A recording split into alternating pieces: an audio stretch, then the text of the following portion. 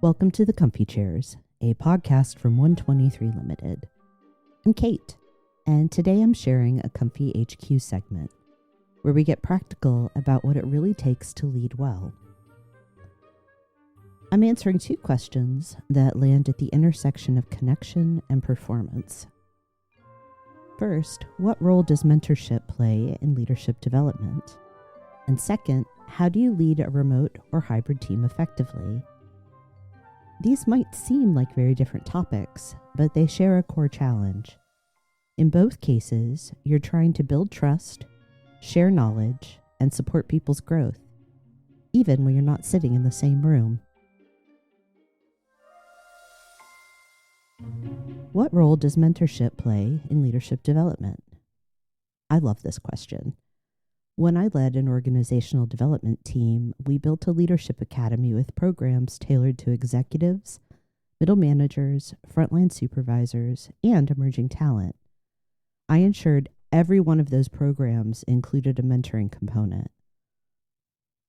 Whether it was 12 weeks or 12 months, we hardwired mentor relationships into the learning experience for current and future leaders. I always saw this as an essential to these programs because mentoring provides so many benefits to individuals, teams, and organizations. One natural outcome of a mentoring relationship is the relationship. Regular and intentional meetings with mentors naturally create deeper understanding and familiarity. Over time, these connections impact organizational agility, efficiency, and trust. They also support aspects of professional advancement by giving individuals support beyond their direct managers. This is actually one of the reasons that I recommend formalized mentoring programs to provide structure and oversight. Informal mentoring is not bad, but it can unintentionally reinforce bias. With the structure of a formal program, you can improve access, exposure, and equity for underrepresented employees. While race and gender are obvious and important considerations, very nuanced considerations in fact, mitigating bias extends beyond those factors.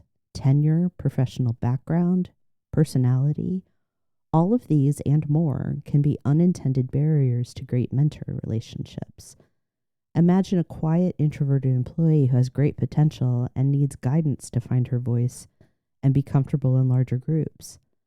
Left to their own devices, many senior leaders might overlook this employee, but a mentorship program could make a match that benefits her and the entire organization.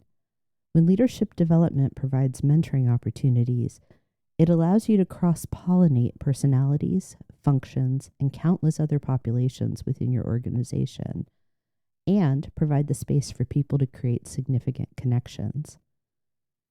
In addition to these connections, learning will spread. During an effective mentorship, what I know becomes what you know. Good mentors pass on the lessons they've learned from both wins and losses. They are generous with their time, yes, but also with their knowledge, information, and other connections. Great mentors go one step further. They are open to learning from their mentees. A senior leader can share their career path and the steps and missteps that got them to the C-suite. And they can learn from their mentee about things like new trends and technologies, if they remain curious. In addition to the benefits of learning, when mentors are willing to become students themselves, they demonstrate respect for the experiences and budding expertise of others. This impacts the individual mentee and the organization's culture. The shared learning that can happen in mentorship is a message. It says, we value learning and we value everyone's contribution. One author calls this a virtuous circle. The benefits continue to grow for everyone involved. While closely connected to learning, the last outcome of mentoring I want to call out today is knowledge. Knowledge sharing or knowledge management has developed into a discipline. Mentorships can play a significant role in this process. Mentors have the opportunity to share their tacit knowledge, making it explicit and known to others. A side note, a really great mentoring program will provide the right resources for the mentoring pair to record this know-how and ensure it doesn't get lost down the road. Even passing knowledge from one person to another helps increase a team's shared knowledge, and promoting mentorship makes this standard operating procedure. So, what role does mentorship play in leadership development? It connects people, spreads learning, and preserves knowledge. But more than that, it reminds us that leadership isn't a solo act, it's a shared experience. How do you lead a remote or hybrid team effectively?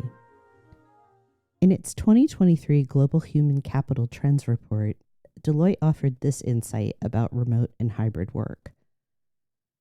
Greater interconnectedness and the blurring boundary between home and on-site work give organizations a unique opportunity to experiment with not where, but how work should be done. Location and modality become secondary to the needs of the work and the workers. Recent return to office mandates have muddied the lessons we learned during the pandemic. What many leaders have lost sight of is that it's not a matter of if we work remotely, but how we do it well. Despite what the headlines say, this isn't about culture or innovation. It's not even about real estate. The real problem is that most managers struggle when they can't lay eyes on their employees.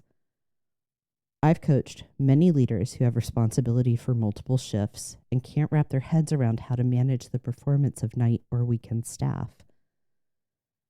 This is very much like managing remote employees. The focus needs to shift from having direct oversight, read control, over employees' actions and tasks, to understanding the mission-critical outcomes and measuring impact. Let's think about this with an example. Say Jane is a new hire on your team who is going to work 100% remote. During the interview process, you naturally outline the role and responsibilities, as well as expectations for remote employees. And let's say that this was all reinforced with information provided in the company's new employee orientation. Before Jane started, you did what you always do, made sure she had the system access and resources she needed to succeed. You meet with her on day one, at minimum at the start and end of her shift, taking time to review her job description, to explain her department orientation, answer her questions, and generally give her a positive experience on her first day. All of this is done remotely, but doesn't differ in its essentials from the way you onboard an employee in the office. Let's fast forward 1 month. Jane has completed her initial training, and you're ready to give her a small independent assignment to see how she's progressing. Again, the difference here is the virtual versus in-person meeting. In either scenario, you outline expectations, due date, parameters, deliverables, and the like, confirm understanding, explain how you will follow up, and ensure Jane knows she can reach out to you or others for help. During the assignment, you check in with virtual meetings, email, or whatever channel you determined, and when the work is done, you verify that it meets expectations, provide feedback, and move to the next assignment. All of this mirrors what you do for on-site employees. This is true for all aspects of managing remote or hybrid employees. What many leaders and remote folks struggle with, though, is creating a sense of connection. We've heard a lot about the value of so-called water cooler moments. Let me be clear. I do agree that in-person work has qualities that remote work lacks. There is more spontaneity in the connections and passing encounters. Of course there is. But that's the nature of working on site. And on-site work lacks many of the benefits of remote work. These modes of working will never look or feel the same. So we have to be willing to redefine what connection looks like for remote employees. The good news is that we can still learn lessons from what works in the traditional on-site experience. The most useful and easiest technique: talk to your employees. Whether they are on-site, hybrid, or remote, the best way to engage with people on your team is with ongoing dialogue about their work, their preferences, needs, and aspirations. For any moment of contact you have with an on-site employee, identify an analog for remote workers. Regular one-on-ones? Well, obviously, this happens with virtual meetings. Casual conversations at an employee's desk? Substitute a text or chat message.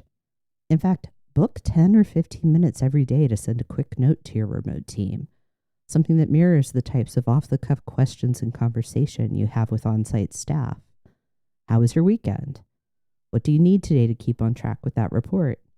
I went to a new restaurant last night and want to tell everyone about it.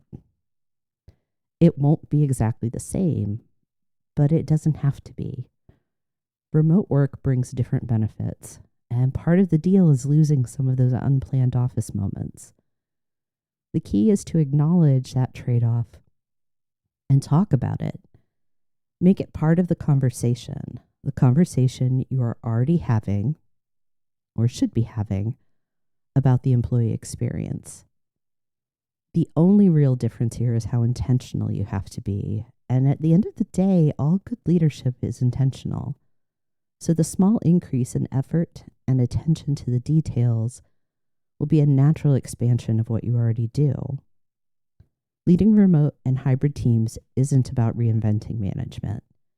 It's about staying consistent, getting intentional, and being willing to connect in new ways.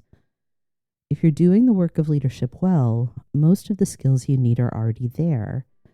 You just have to apply them with greater care. Whether you're developing leaders through mentorship or supporting a remote team, the goal is the same. Create the conditions where people can do their best work and keep growing.